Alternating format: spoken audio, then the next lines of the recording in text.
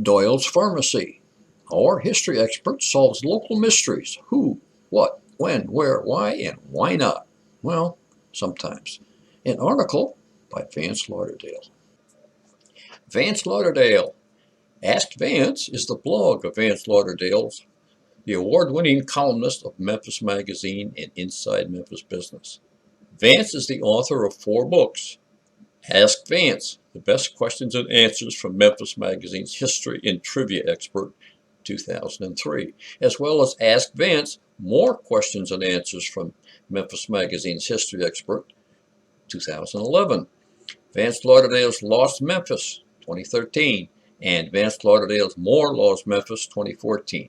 He is also the recipient of quite a few nice awards, including the Best Blog 2017 from the Society of Professional Journalists Green Eye Shed Awards, the creator of several eye-catching wall calendars, and the only person we know with a vintage shock treatment machine in his den. You can email Vance at askvance@contemporary-media.com.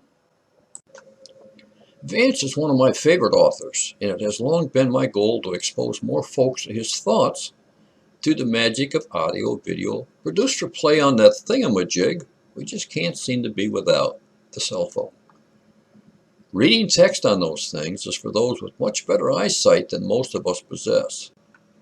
So hopefully he will forgive my efforts to bring more exposure to his work by transforming it to the spoken word. Dear Vance, I have a pair of vintage fans for Putnam's dyes and tints, and I noticed on the back they say courtesy of Doyle's Pharmacy, Memphis. Where was this establishment, and what happened to it? From NH at Memphis. Dear MH, these are works of art, beautifully colored cardboard fans to promote a national company that produced fadeless dyes, tints, soaps, and other products. I'd say they date from the 1920s. And since the only air-conditioned spaces in Memphis at that time were the downtown movie theaters and department stores, they surely came in very handy here during our summers. Putnam products could be found in almost every home in America in the early 1900s. The company itself wasn't called by that name, however. It was the Monroe Drug Company, based in Unionville, Missouri.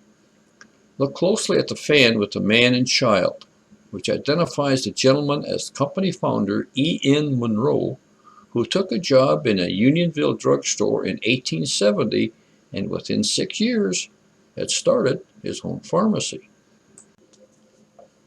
In those days, pharmacists compounded their own medicines, and Monroe hired an assistant named Hugh Elson, who not only helped produce pharmaceuticals, but came up with a new process for creating tints and dyes. Monroe and Elson named their new line of products Putnam, after the Missouri county where their company was located. What started as a local business quickly became a national firm, thanks to an aggressive newspaper and magazine advertising campaign, along with direct mail products such as brightly colored fans, wall calendars, color charts, paper bags, and sample packets.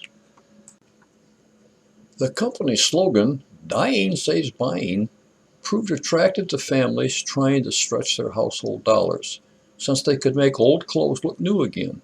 And if anyone wanted an entirely different look, they could buy Putnam's no-color bleach, which allowed customers to remove any color and then re-dye in any color.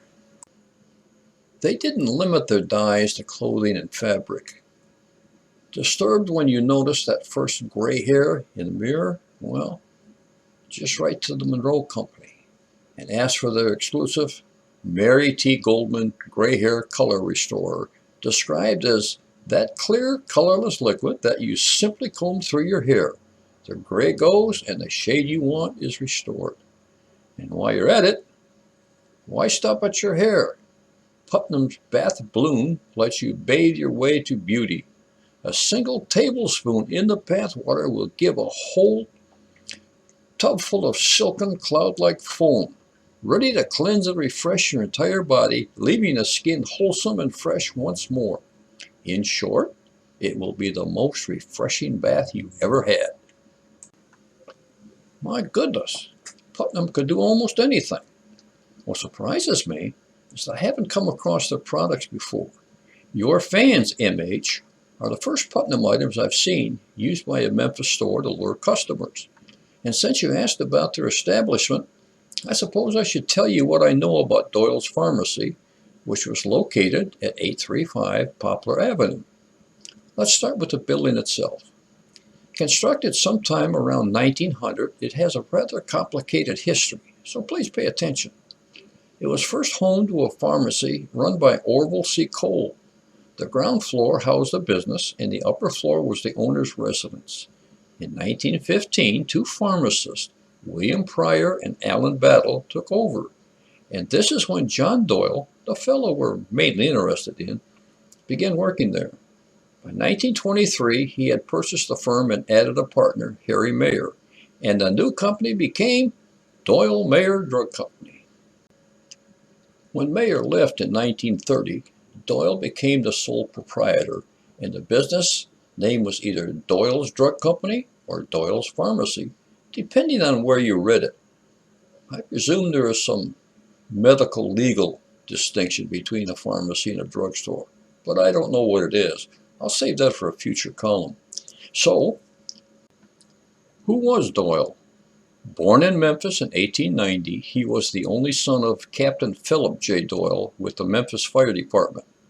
While living with his parents on North Manassas, he attended Christian Brothers College and graduated from the University of Tennessee School of Pharmacy. I'm sorry to say that Doyle died a relatively young man, suffering a fatal stroke of paralysis on December 13, 1938, at the age of 48. His obituary noted that he was an ardent sportsman and liked nothing better than a fishing expedition to Reelfoot Lake, where he was a familiar figure on weekends before his health failed. He was also active with St. Peter's Catholic Church and the Knights of Columbus, and one year he represented his company in the annual Christmas parade. Doyle was laid to rest in Calvary Cemetery. His wife took over the business and seemed to be quite active in our city's social life. Newspaper reports of breakfasts and bridge parties around town in the 1940s often mentioned her name, and every year she made a point to run a small ad in the commercial appeal saying, "Doyle's Pharmacy extends season's greetings to all." In 1955, Barbara Doyle played a small but crucial role in saving the life of a young boy. On the afternoon of November 21st, an older brother carried a 2-year-old into their home on North 7th, not too far from the pharmacy. Clutching an empty green bottle he'd found outside, he was barely conscious, and his parents realized that he had probably eaten whatever had been in that bottle. In a panic, they called police, who then summoned Doyle. She instantly recognized the bottle and was able to tell the doctors that it had contained ammoniated mercury, a quick-acting poison. With this knowledge, doctors at St. Joseph Hospital were able to administer the proper antidote and save the child's life. Newspaper reports credited Doyle with unraveling the mystery of the green bottle. Just 1 year later, after this heroic deed, however, she sold the business, publishing a legal notice in the commercial appeal. Having sold Doyle's Pharmacy, I will not be responsible for any debts incurred after January 27th. Mrs. John P. Doyle, 835 Poplar. I assume she retired and stayed active with her bridge parties until she passed away in 1968 at the age of 77. I was never able to find a photo of the pharmacy, or the Doyle family for that matter, to share with you. So you'll just have to be satisfied with the pretty fans they gave away to customers. Based on city directories, the old building fell to the bulldozers soon after Barbara Doyle closed it. The location at Poplar and Dunlap is still serving the medical needs of our city, though. Le Bonheur Children's Hospital now stands on that corner. Oh, and if you want to dye your clothes or your hair, you won't be able to do that with any Putnam products.